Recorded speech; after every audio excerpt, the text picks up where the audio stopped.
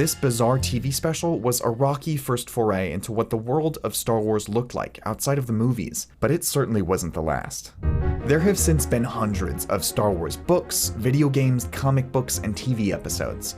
Some of them were critical and commercial successes, like Timothy Zahn's Thrawn novels or the Shadows of the Empire multimedia project, and their vision fell in line with the universe Lucas had created. Others, like comics with Jackson, a green anthropomorphized rabbit, or straight-to-TV movies featuring Sharal, a shape-shifting witch, didn't exactly feel like they belonged in Star Wars. All of this material became known as the Expanded Universe. It contributed to building out this massive fictional world in its own way.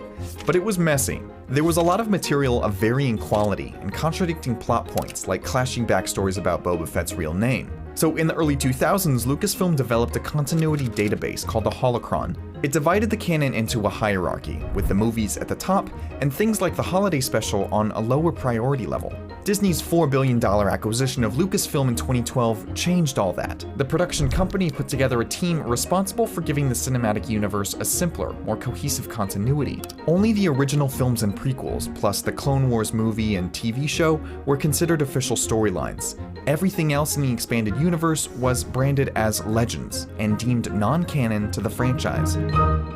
For many fans, that felt like losing a richly detailed world. Today, the vast majority of the Star Wars wiki articles are about things that aren't considered part of the official Star Wars world anymore. But even though these stories aren't recognized like they used to be, the impact of the ideas behind them can be seen today. The current trilogy is telling new stories, but many themes, like Han and Leia's son turning to the dark side, Luke's Jedi Academy, and a new version of the Empire, all have their roots in the expanded universe. More than 40 years after the first release, Star Wars hasn't stopped evolving, and the massive, messy body of work that lives outside the movies continues to shape the way we perceive that world.